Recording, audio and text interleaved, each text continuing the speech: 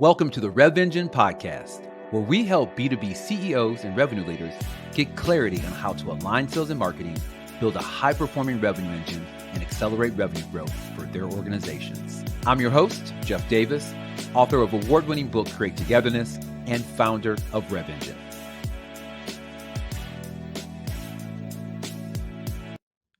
Hey everybody, it is Jeff Davis with another episode of the Rev Engine podcast, where we help B2B CEOs and revenue leaders align sales and marketing, transform the revenue engine, and accelerate revenue growth. Today's guest is Scott Gillum. He is the founder and CEO of Carbon Design. They are an agency that uses the power of audience insight and personality to cut through a noisy marketplace, increase conversations, engagement, and revenue for clients.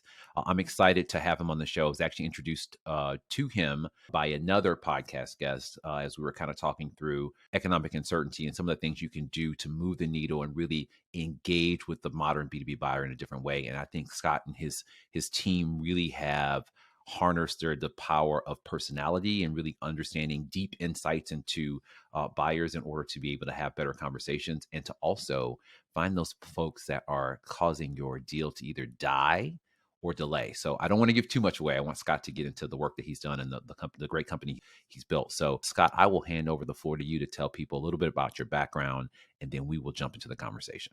All right. Well, thank you, Jeff. And I appreciate being on the podcast. You did a great intro. So I'm just going to say goodbye and have a good weekend. Thanks, folks. Yes, to do it before I say anything gets me in trouble. My background connects to where we are today. I spent early part of my career management consulting, did that for a dozen years. And I spent 7 years working for a B2B agency, one of the largest B2B agencies in the world, and been in sales and marketing my entire life. And one of the things that I was curious about when I founded Carbon Design, actually, there are two big things that I was really curious about that I saw as problems, and I was trying to figure out how we could create solutions for them. One was, and this is in 2017, was why people weren't engaged in work anymore. So if you looked at the Gallup Engagement Index, which has been around for 20 years, you could have seen the Great Resignation coming. It was sitting out there. People weren't engaged in work. So I tried to figure out how we could create an organization that would get people more engaged. And I read Daniel Pink's book called Drive. And in it, he tells you clearly how to engage people. You give them purpose, autonomy, and mastery. And so that's what we built Carbon Design on, is allow people to have flexible work styles, work remote, work wherever you are. We don't really care. And what we want you to do is create quality outputs, keep customers happy. And how you get there, totally up to you, right? So there's no time cards. We use freelancers, contractors. We tapped into the stay-at-home moms. Basically, it was very much like cloud computing, unused capacity. We tapped into it. So that's on the delivery side. On the other side was why, after all these advancements in technology, and this is the connection with Dr. Dover, have we not improved in our performance in sales and marketing? And so that set us on the quest to try to figure out how do we get to really understanding how do we make real improvements in sales and marketing. And that's what's led us down the path today to what we're going to talk about.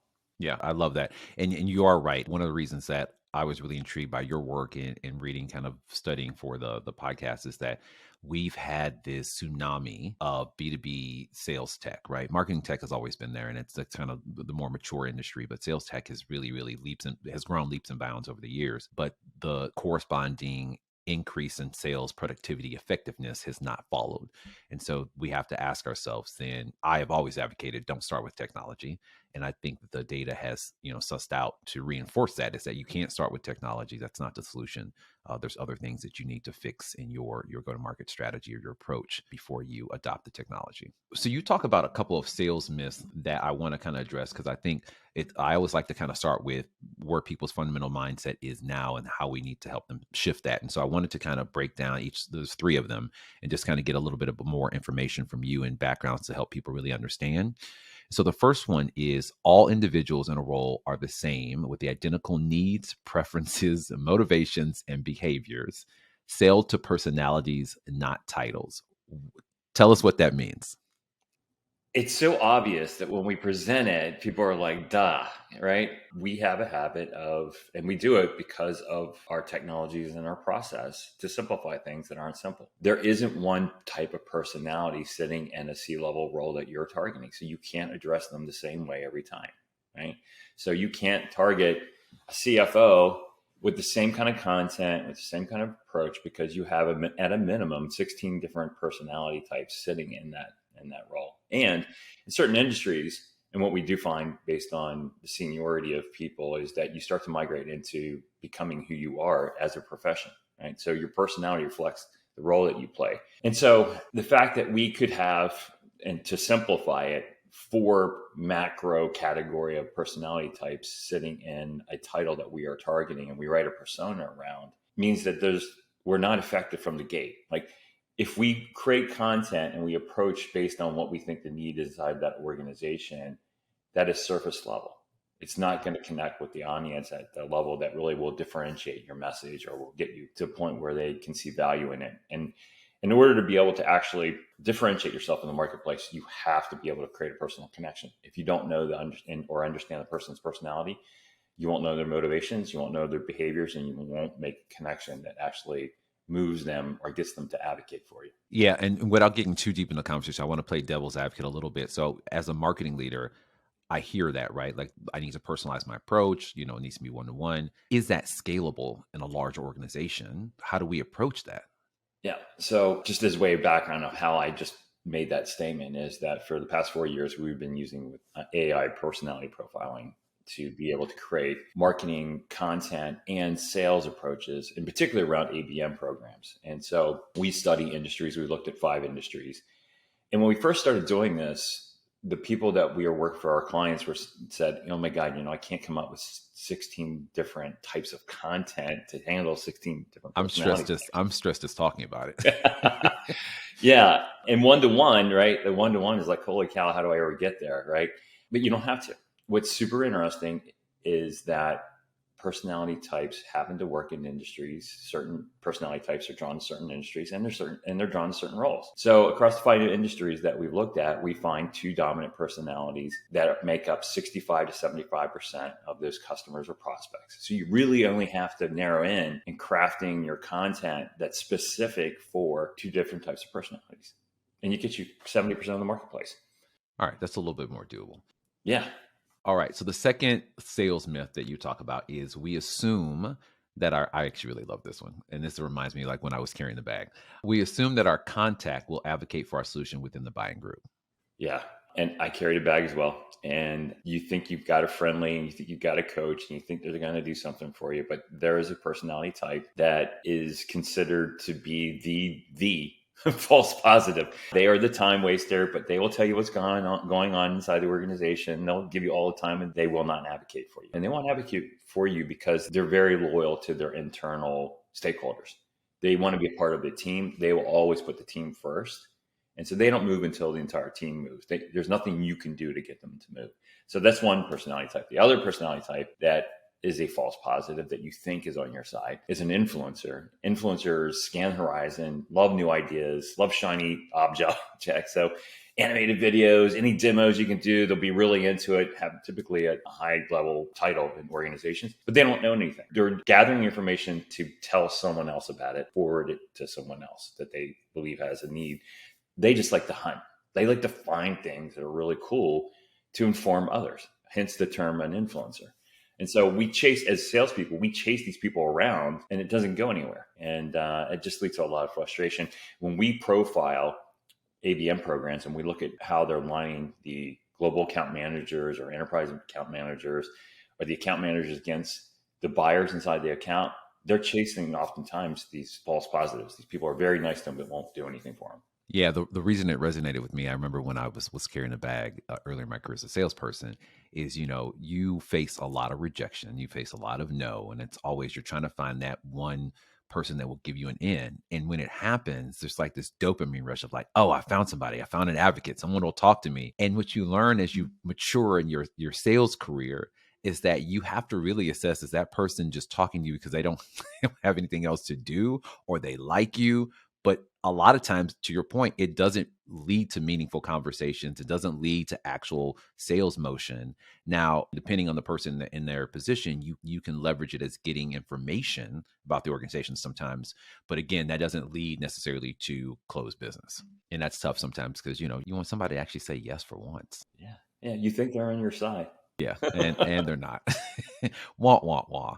All right, so the third one is we assume engagement signals intent.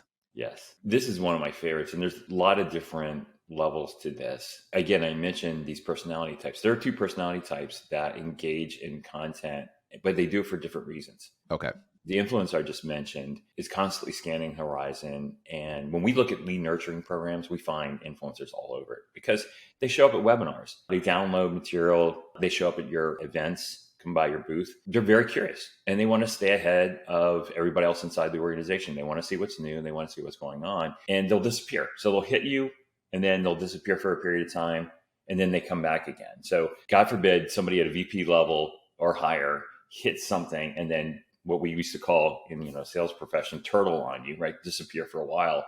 And then they show back up again. They're a classic influencer and they're engaging, but they're engaging because they're curious. They have no intent whatsoever to solve a problem. They're just curious. The other one is the steady, which is a status quo seeker. You will find on your e-newsletters, they want to stay in the loop because they really want to know what it means to them personally. So is something going to happen that's going to disrupt their status quo? Right? These are people who love Monday through Friday, 8 to 6 kind of work hours with no disruption. And interesting enough, when we find these people at a higher level, they also don't want to disrupt their team. They're very, very nice people, and they really try to seek a calm work environment. So if you're coming in hard with a disruptive message, and I'm a big fan of Challenger, but if you're coming in and with that approach into this type of buyer, you're DOA from the very beginning. You're going to scare them off. Interesting. Okay, so let's get a little deeper into the four personality types. So some of the latest research shows, I think it's from Gartner, there are actually up to 17 people in the buying group now. And I might be aging myself. I remember that number was like 8 to 10, and now it's 17, which is just crazy to think about. So what makes me feel good is that you talk about I don't have to worry about four personality types. So that seems a little easier to consume and manage. So go ahead. You were going to say something. Yeah. I'll just tell you a quick little story about that. So I was attending a meeting at Gartner and they rolled this out. And they said there's 17 different individuals involved in a purchase decision. And I'm like, that can't be, right? So the next week, I'm kicking off a workshop with a client. And one of the first things that we had to do is identify what audience that we're going to be addressing. So we went around the room, up on a whiteboard, so I can write down who's our key audience. We got to 17. I couldn't believe it. I'm like, oh my God. We got to 17 people. And I'm like, well, I guess there's validation. But anyway, here's the good news. So the good news is that we only have to sell to 4 of them. Well, 4 personality types. Here's where we sell to. The other ones we influence. So the work that we do is that we aggregate data coming out of whatever marketing system that we can find engagement data. And then we pull anything sales related. So we're pulling out from Salesforce and we're looking at opportunities. And what we're doing is we're doing postmortems on closed won and lost deals. And so what we have found when we go through that is, yes, there is a group that it comes in and out of that deal. And it can be 12, it can be 20 coming through that course of that deal. And those deals take 12, 18 months in B2B and complex consider purchases. Here's the good news. We usually find a core group of deal drivers, as we call them, that is less than 6 people. And it's often there's 3 or 4 that are tagged to this opportunity that for whatever reason, and I'll tell you that in a second, they drive the deal through. They stay with it for the 12 months, 18 months, 20 months, and they drive it through. So 17 may be involved, but there's a core group that drive deals through the organization. And that's the group you have to get to. Now, as it relates to the personality types, that core group has distinctive personality types, and they are the influencers at the very beginning, bringing the idea in, as I mentioned, right? We see them all the time. They are showing up, engaging, pulling information, talking to peers and getting things started. They're great at selling ideas inside the organization, but they got to give it to somebody. And the person you want, the personality type that you want them to give it to is a dominant. Dominants are project managers. They're drivers. They're very career ambitious. It's very easy to identify a dominant personality. You just go to their LinkedIn profile, and they've been working 20 years. They'll have like 18 updates on their roles and titles and jobs on LinkedIn. They're very easy to identify, right? That's the person you want. Those dominant drive things through the organization. They stick to it. And the closer you can get it to a personal win for them, a promotion, recognition inside the organization, feature them on your website, build case studies around them, offer them a higher level of service, connecting them on a personal level. They'll push that through. And if you can pick up other dominants along the way, a lot of times they sit in finance and procurement also, they'll get that deal done for you. As you go along, you're going to influencer to dominant. And then as you're getting towards the end, this is where we see it a lot of times, comes the conscientious. So by the way, we use disc segmentation. There's a lot of different ways. You can use Ocean. You can use a bunch of different things. Myers-Briggs even. You don't need to go down the individual personality types. You can stay at the higher level, right? So we use disc. Skeptics, conscientious people, the skeptics.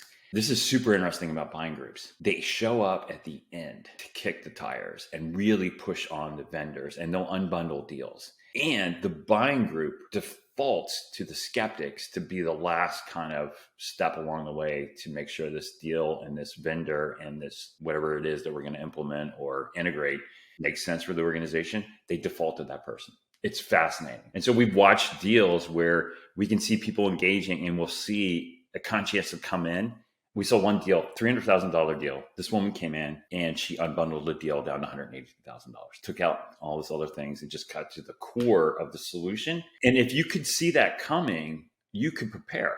So those types of people, they will want references, right? They're totally like, they want a source of information coming from the most credible source. So customer that looks like them, one of your subject matter experts that they can really drill into and ask a lot of questions. So you find those people at the very end. And sometimes you find the studies, as I mentioned, and the way that you get through the studies is you have to move the entire buying group. They won't move on their own, but if you can get the influencer to sell the study, you can make progress. Influencers are better at selling than the studies are at blocking. Influencers are better at selling than the steady is at blocking. Okay. The influencers can move the steady because they know enough about that person because they work with them to know how to move them. The other thing about the studies that you can use is they're very empathetic. They're very concerned about their team, what this might mean in terms of stressing out the IT resources that you have to engage to implement. So they're very, very nice people, and they're very empathetic. And that's an opportunity for you to have a nice conversation and really lead with empathy. So you mentioned discs. I was trying to delineate. So when I was kind of learning about the framework you guys have developed, and we'll go into the different personality types. How is it different, complementary to disc? What's the difference between the two frameworks? Okay. So for the audience, let me just tell you some easy ways to find this kind of tool to use. Crystal Knows is a provider, and it's easy. It's a Chrome extension, and you just load it up. And when you pull up a LinkedIn profile, it will profile for you. You can also do your own profile and it'll match. XIQ is a partner of ours. We use that tool to do our profiling and to do our matching. They're ahead of the curve. They're really very, very good. And they're also becoming very good at understanding the group management and the dynamics of personality types interacting with each other. Semantics AI, there's a bunch of different vendors that are out there that can help you provide that insight. So this works off of 4 macro categories of personality types that you can then drill in each quadrant, there's 4 more. And that's a lot like Myers-Briggs, right? There's 16 different personality types that you can use. Ocean is more, I think, more built around segmentation of marketplaces. And I think it's harder to take action against to say, what do I do based on what I'm seeing in an Ocean profile? So Ocean profiles in each, it's openness, it's conscientious, it's empathy. That's much more oriented around consumers, I think, and much more oriented around building segments to target. Okay. For your 4 distinct personality types, they include the influencer, the champion, the challenger, and the steady. Yes. So I'd like to kind of at a high level go through each one of these so people can get an idea of how to identify them and then how to potentially leverage, engage, or move them so that the deal moves forward. Is that cool? Yeah. Okay. So we'll start with personality 1. So we talked a little bit about the influencer. How do we identify them? And I know we talked a little bit about it, but let's get a little bit more granular. Like, how do you identify them in a deal? And then how do we potentially leverage them or move them out of the way or use them in order to help the deal go through? So you have influencers in your life, in your personal life. And here's who they are. They are the people who are telling you about the latest restaurant, the latest band, the latest cocktail. They are the ones who are always searching and finding the latest. That's what they do. Latest trends, whatever it is. That's also, in the consumer world, influencers, right? Same thing. So that's who they are. And then in the business world, they keep a loose schedule. They'll meet with vendors. They meet with vendors intentionally to just find out what's going on in the marketplace. but they just want to stay current. They want to see what's going on. They attend events. You're going to find an abundance of them because they like to network with others. They actually like to go into the trade show area, the booths, check out things. So they're out there. They have a tendency to have a higher level title. You'll find them up at like VP, SVP titles. They disappear on you. They like animated videos. They like content. When you look at your engagement and what content's being engaged in, they like infographics. They like animated videos. They like things that are short, convey a lot of information very clearly and very quickly so that they can forward it to someone else. And what's really important about tracking influencers is it's not engagement that's important. It's about sharing. For that particular audience, you want to track your sharing and trying to figure out where it's going. So there's different ways you can do that. But that's an influencer. They're very, very good at selling ideas. Very good. And as a salesperson, once you have an influence, you have to understand they're not going to own anything. They're going to give it to someone else, but they can come back and help you. Because if you start to run into a roadblock, they can come back and sell that original idea that got people excited about it. And so bringing them back into a deal as you get further down to getting a decision and it gets slowed down, bring the influencer back. So you can think of the influencer, they are able to sell the idea. They're the ones that you're going to really use, I guess, to advocate for you in the organization. Is that fair? Yeah. But here's an interesting thing. So I mentioned we looked at all these deals. I've only seen an influencer turn into a blocker once, and it was super interesting. Okay. To a salesperson, they may appear to be a blocker because they're not advocating for you. They're not advocating for you because they don't have the need. So right. You're chasing them around. And they're like, not, I gave it to somebody else already. Right. But here's the real instance where they became a blocker. And this is really important as it relates to sales. They want to own the idea. You have to sell them on it's their idea. I saw a blocker block a deal because the rep was selling it as their idea and the company's idea. And this is a CMO sitting on, a C-level conversation, and they did it in a meeting of the C-level decision makers, and they didn't give credit to the CMO that it was her idea to do this. Blew the deal. So we came back, recovered, diagnosed what was going on. Like, here's the problem. You can't do this in a group setting. That's the other thing. If you want to convince an influencer, you take them one-on-one. Never do it in a group meeting. Just, you'll embarrass them, right? So take them behind the curtain, convince them the idea, and give them credit for it. All right. So personality number 2 is the champion. So how do we identify the champion? Okay. So in the DISC model, they profile as the dominant, but we call them the champion because they champion ideas. Dominants are head down, get things done inside the organization. So they're not scanning the horizon. And when they have a need, they will go to an influencer to find out sources of where could they find a vendor or who could they talk to in the organization. So there's strong connection between dominants and influencers. So dominants are head down, get it done. We just profiled the CEOs of Fortune 500. 46% of them are dominants. So just less than half. Okay. Yeah. Dominants will appear as a blocker because they're very savvy at reading the organization. When a deal happens inside the organization, it's built off of motivation. And this is by far, here's the key tip for anybody who's selling. The number one indicator whether your deal is going to get done or not is you understanding the motivations. And you have to understand at 3 levels.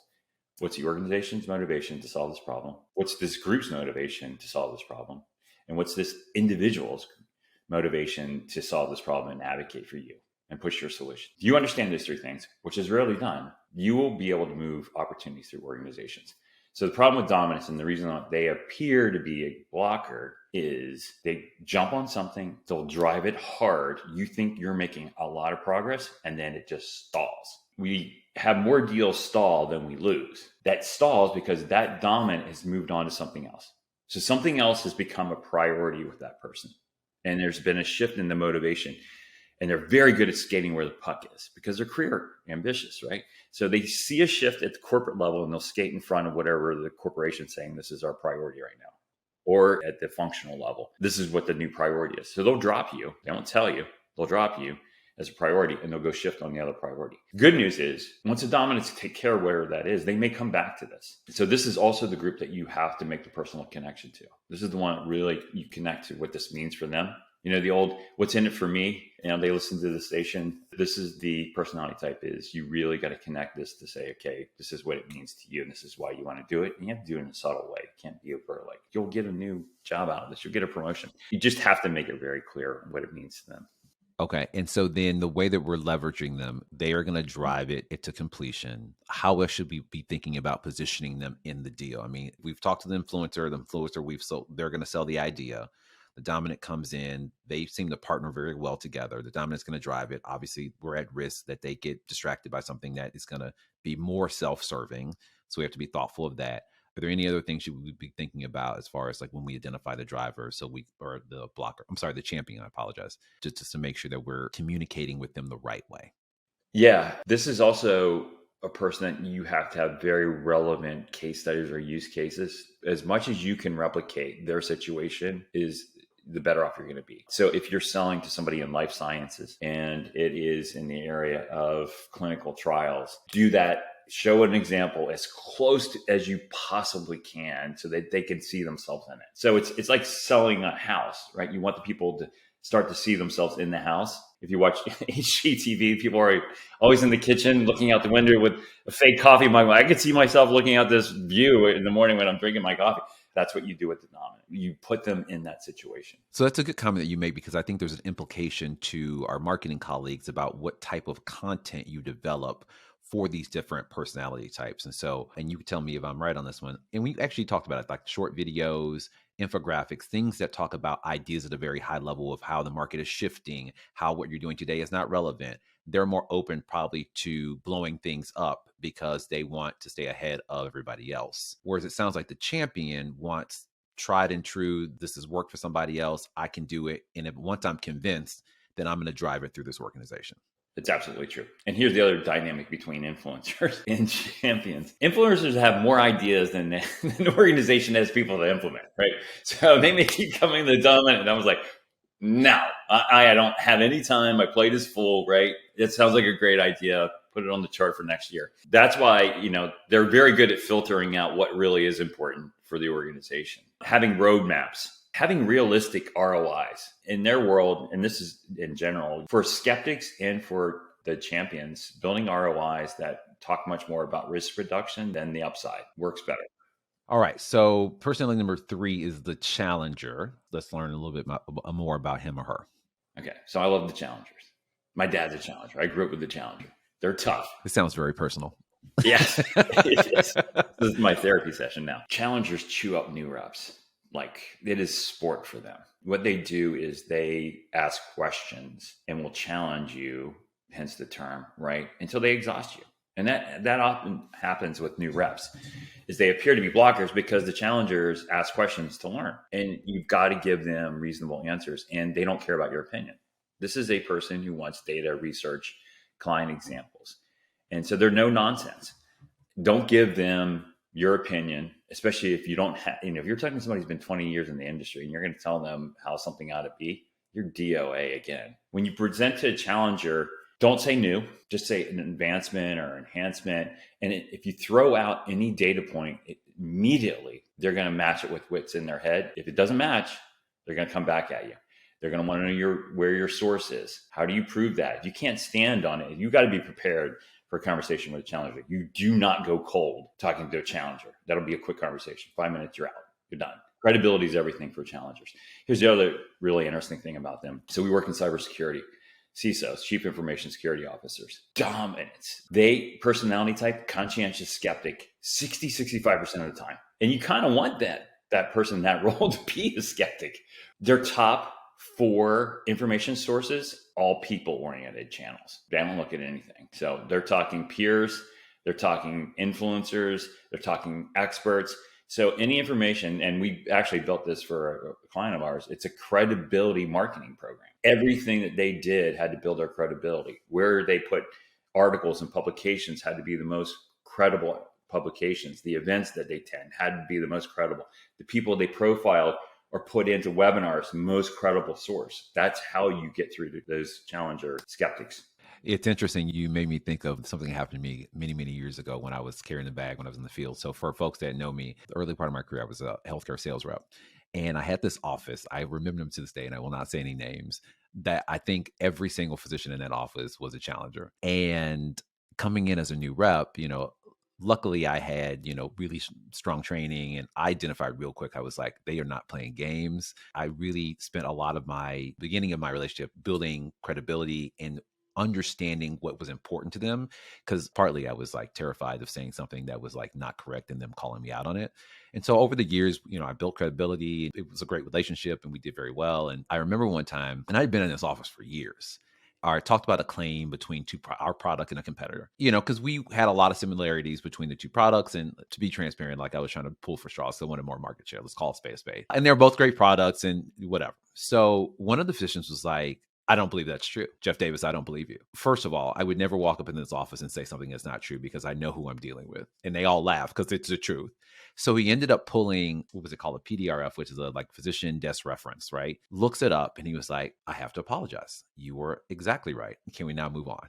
So it's interesting to your point of like, I learned really quickly and I didn't have the language of calling them the challengers, but they would ask questions. And it wasn't done in the spirit to like gotcha. So I mean, and that instance was because we were kind of joking around and we're laughing. I'd been there for years. It always felt like I wanted to learn. I wanted to verify something didn't quite sound right, make it make sense to be, not necessarily trying to catch you up, but you just had to come correct, as they say, and know your stuff. Yeah. And here's the great thing about challengers. The reason why I like them is that if they trust you and you are credible, they will be on your side and they're great advocates. So if you can turn them, they're a very big supporter for you, your brand, your products, your solutions. And here's the other funny thing about it. Every personality I'm describing, we know these people in our lives. Oh, totally. It's not rocket science, even though we use AI tools to be able to do these profiling. We know these people. And as you said, you walked into the office, you knew what you were up against. Yeah, I didn't have the language, and it's funny you say that because once I did establish credibility, my conversations got a lot easier. They're like, yeah.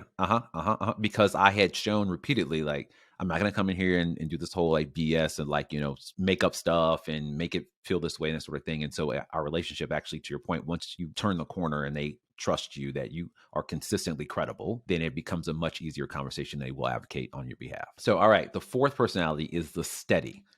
This is the tough one, man. This is that's why it's fourth personality. Yeah, this is a rough one. And you also know these people in your lives. These are the status quo seekers. These are the people that they take a lot of convincing and they need to get there with the help of others. They're not going to get there on their own. They're the nicest people that you're going to run into. They're going to give you time. Like I mentioned, they're going to give you information, but they are much more concerned about their teammates and being a member. I wrote an article about them. I said, they're the offensive linemen. They don't want the ball. They're not going to get you a touchdown. They're in there grinding and they like being a part of the team and they love their teammates. And that's what it is. And to bring them along, you have to bring the entire team along. Whoever the decision makers, you got to bring them all together. They got to feel safe that this is a good decision. As I mentioned earlier, they're very empathetic. And so this is the person that you really connect with on a very personal level. And you try to understand their situation in the organization.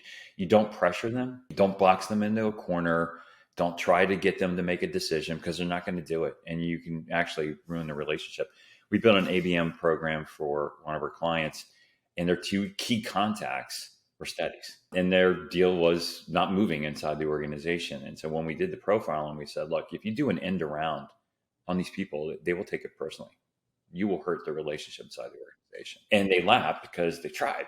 And it did not go well. They did damage. And so you have to understand that this is the person that you're dealing with. What you do is you go find someone else in the buying group to help move them. And that influencer is very good at that. Influencer is very good at bringing them along. If the conscientious is on the team working with the steady, the conscientious goes, the steady will go. The conscientious says, it's okay. We can do this. We're probably going to see a benefit from it. They'll go along. And so just know what you're dealing with. You're not going to move them. Don't box them in. Don't go around them. Just connect with them. Feel for them and do what you can do to help them in their situation. So when you talk about their commitment to the status quo or comfort with the status quo, is that internally driven or is that more about their team being safe? You know, it's a fine line whether it's status quo or not. It's calm. It's peace. It's peaceful environment. They don't like the boat rocking. They'll move off of this, but they want to make sure it's not disruptive to others. Again, they connect with people really, really well. And so they don't want to feel like they're going to put the organization at risk or a group at risk. In this particular case I was describing with the client, they thought that they were protecting IT. IT had other priorities, and IT had resources that were fully exhausted. They were fully like staffed, and they had open positions, right? And they could feel that. They didn't want to put any additional strain on the IT organization. And so having really good conversations about what's really going on inside the organization, like stop talking about yourself, stop talking about your solution, find out from them what's going on inside the organization, and then figure out what strategy is. You made me think about Daniel Pink's book. I think I read that, I don't know, 3 or 4 years ago. Everybody Sells. Yeah. And he talks about the ambidextrous salesperson. What are the implications of the work that you're doing on the way in which B2B, start with sales leadership? B2B sales leadership should be developing their organizations to connect with the modern buyer, because I think things have changed. How do we use these insights to talk about how we coach and maybe even hire salespeople that are going to be effective in today's environment? That's a topic for another podcast. You're like, we need 2 podcasts for that one. What I would say is that in B2B selling, it is complex, consider process, and you can't oversimplify it with tools. If you look at the tools that we're using, they only track the rational stages or activities that are occurring. Any of the softer side of it, right? It's all the hard things like our tools are all built legacy manufacturing process, right? It's like input in here. Think about any pipeline or funnel you've ever seen. You put this in, this comes out the other end. And it doesn't work that way. And the more that we start to really lean on all these tools that we have, the further away we get away from selling to humans and people. It's a people situation, right? People don't just buy you, they buy into you. That doesn't show up in any other tools. People reflect their own interest in their decision making, and we don't capture that anyway. I mentioned earlier that motivation is the most important thing at the 3 different levels. That's not captured anymore. So as a salesperson, you're coaching, that's what you coach on. Their tools are going to capture all the stages and the activity and all these kind of rational things that are important. You're going to have to coach on the softer side of selling, understanding who the organization is, how they behave. Why does an organization want to solve this problem? Why don't they want to do it now? Why is it a priority over other things? That's where good sales coaching and sales management comes in. And that's a great insight too, because I think for a lot of frontline managers, and obviously every organization is different, you are coaching to the metrics that we've already captured in the organization. Yeah, it's already in the system. Right. And what you really should be talking about in those kind of one-on-one conversations, those business reviews, are the softer side of, or soft skills, and the essence of the account, the organization, like what their goals and motivations, all that sort of stuff that you can't necessarily capture in a CRM. Yeah. Hank Barnes at Gartner's done some great research around corporate cultures, right? So think of a corporation as a human, and it has certain behaviors and it has certain motivations as well. And he's done some really good research around what drives decision-making in organizations. That's really valuable to understand, right? So if you're having your weekly sales meetings, go through and dissect the accounts and the opportunities to get down into those softer factors, like what's motivating the organization. And quiz the reps, right? Do you understand why is this person that you're dealing with going to advocate for us inside the organization? Let them try to figure that out. That's important. I really love that mind shift, because for a lot of my sales career, it's not that we never had those conversations, but it sounds like if I were put into a sales leader role today or tomorrow, I would focus more heavily or over index on having conversations about the motivation of the organization. What is the culture? Who in this deal is going to help us, and who do we need to connect with who, and like what motivates them? Those things are more important, because when you get that kind of organizational hygiene, like understanding all of that stuff, that's really going to allow you and set you up for success versus, how many calls did you make on them? What content did you share? All that sort of stuff. Yeah. And this is my concern about AI making its way into sales and marketing. AI is going to be built off of machine learning. That machine learning is going to be off those tangible results at how long did it stay at this stage, right? It's going to build off of all these things that we have in our tools and systems right now at Archive, like this type of buyer inside of this organization bought this product and it took this long, right? So it's going to model that probability. It won't pull in any of the softer things. And so it's going to pump out, and we're going to end up with the same results that we have today using AI. It's not necessarily going to make something better, because it's pulling information that is incomplete. I wrote an article a few months ago for The Drum around, we only see half of the deal, if that. You think about the visibility, what happens in making a deal happen over 18 months? Our systems maybe catch a third of that, maybe 10% of that, who knows? There's a whole part that's missing right now. It's involving these personality types, their motivations, their behaviors. It's the personalities working together. It's the group dynamics. Like there's so much we don't see or understand about how decisions get made in organizations right now that it's not surprising that we have a win rate that's 25%, 30%. And I really like that you hit on the dynamics between the different people in the deal, because I think many times we do get caught up on talking to the individual, sharing content with them, having conversations, but not necessarily focusing on how do they interact with each other and what are the conversations they're having behind the scenes that we're not privy to, and how can we try to influence those by understanding how to leverage each person in the deal. In some ways, when deals get done, you got lucky. I honest to God, I wrote something years ago, got me in trouble, but it was like if you hit somebody with your lead generation activities and you generate a lead, you're more likely to get lucky than you were strategic. You just happen to throw a big net and cast it out there and you caught somebody. So I think there's so much opportunity right now. I don't want to be pessimistic. I'm very optimistic. There's ways for us to better understand people in the purchase decisions and understanding how that happens than there ever has been before. And it's all available for us. If we have to break this cycle, though, of just volume and scale, it's crushing right now. And this idea of scaling everything, especially if you're dealing with like enterprise accounts, your biggest accounts, right? Why wouldn't, especially in recessionary kind of winds that we're facing right now, why wouldn't you focus your efforts on really, really, really driving opportunities to your biggest accounts? Yeah. And now, on this podcast, I got to also talk to our marketing colleagues because, it's all about sales and marketing alignment, which I believe is the entry point to really building a sustainable and high performing revenue engine. How can we use the concepts that we talk through on the marketing side when it comes to content and all the things that marketing does? Because I think there obviously is a play there as well. Yeah, it's funny. I'm a marketer, right? And I have an agency, and I spend time talking about sales. But everybody sells, right? Yeah, Marketing's goal is to true. sell anyway, so we may as well be talking about it from that standpoint. Being specific around our content and what we create, not for getting it out the door, which I've seen that happen. Like it's funny. Years ago, we had a very hard time getting content created, and now there's too much content. This next wave is the right content. Right? It's getting the right content for the right buyer at the right situation. And as I mentioned, you don't have to create 16 different types. You create the preferred ones for the dominant personality types in your industry. So it can be short form, animated, right? We mentioned about how important that is for influencers. On the other side, challengers want research. They want data, right? Anything that you produce that goes out the door has to be footnoted. Like you have your credible sources, right? Don't throw numbers out unless you can stand by them. It's about getting better at what we're producing. Some people like long form, deep content, as I mentioned, for dominance. They want to see themselves in whatever you're selling. They want to see themselves trying to implement it. So roadmaps for them, case studies that look like them, use cases are super important for them.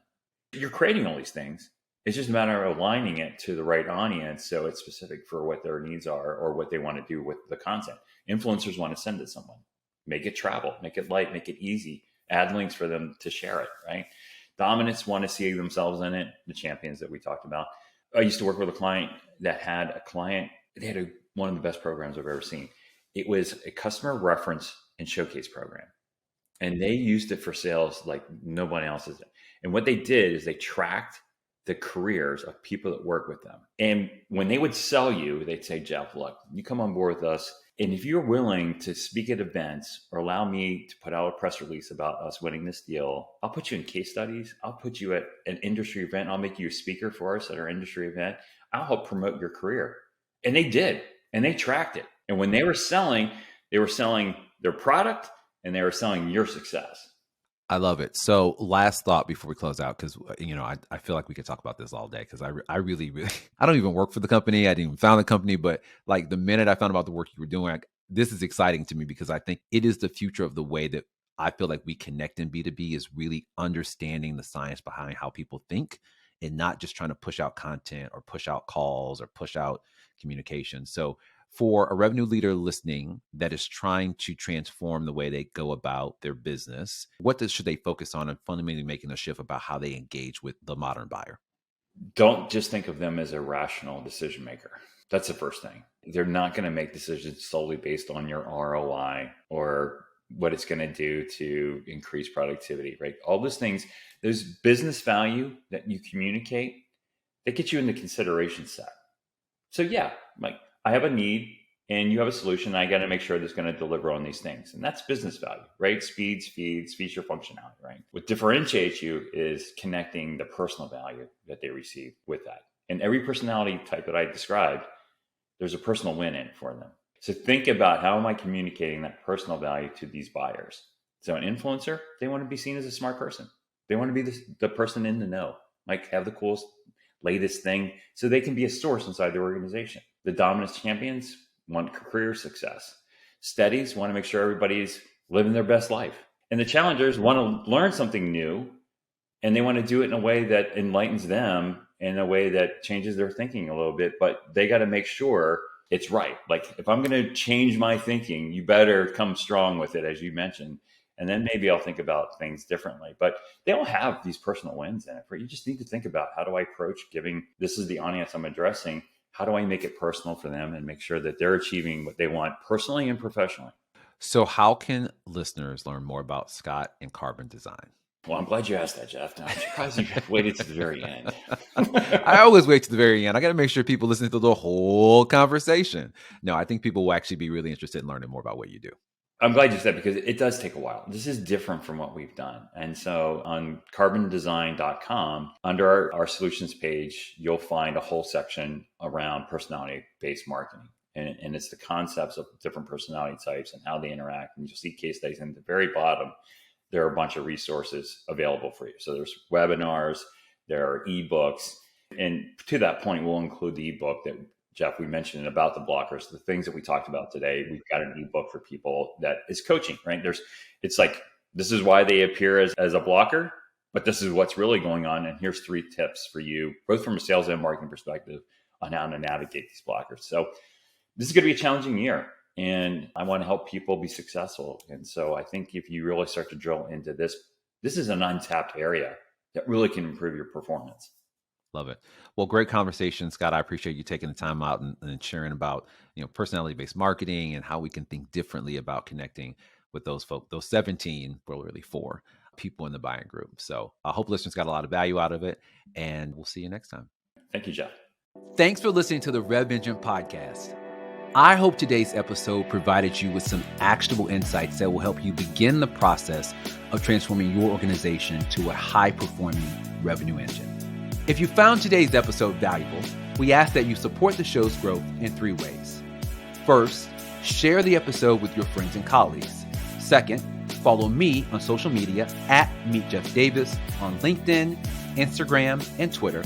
And finally, give us feedback on who you'd like to see on the show next. That's all for this episode. We look forward to having you join us next time, where we continue the conversation on how to build a high-performing revenue engine.